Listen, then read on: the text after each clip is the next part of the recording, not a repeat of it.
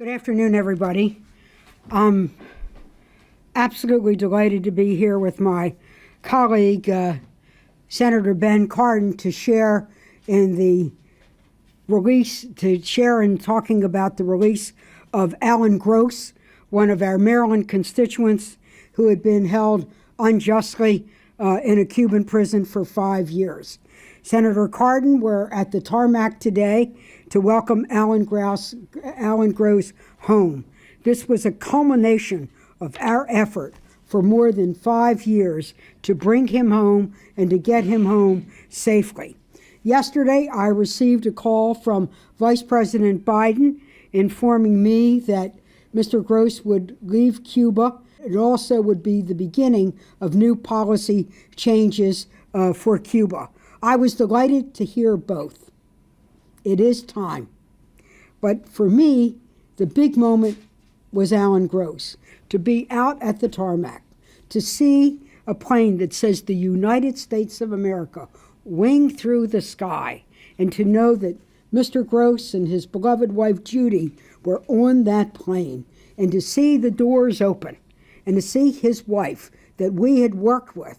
We had stood from meetings to phone calls to outreach efforts to passing of congressional resolutions, to see Judy walk down with the biggest smile that I have seen in 5 years, only then to be followed by a slender man who I feared would come down halting because we knew he'd been so sick that he'd lost 100 pounds.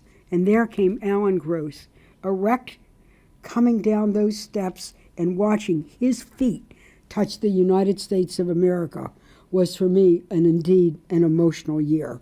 For 5 years, we have worked with his wife Judy, his daughters Nina and Shara, to try to get his release. The story of Alan is the story of people who are dedicated, who serve America. He was an AID contractor. He had devoted his life to trying to help people in other countries to be empowered. He had taken the internet to Cuba to help get senior citizens connected, so maybe they could talk back and forth to their relatives in the United States of America. They were primarily Jewish, they were primarily old, but Castro decided that Alan was a spy, and he ended up in prison. He ended up in isolation. He ended up enduring incredible hardship. Well, we teamed together. Judy came to us to help us as she went to other members of Congress. Senator Cardin will talk about our efforts, but we reached out, we passed congressional records and congressional statements. We passed 3 congressional resolutions calling for his release. We had meetings with the White House. We had letters to the White House, letters to the Cuban government. Senator Cardin and I and Chris Van Hollen and Dick Durbin even visited the papal nuncio in Washington when Pope Benedict was coming, to get him on the Vatican pipeline to speak for human rights and humanitarian releases.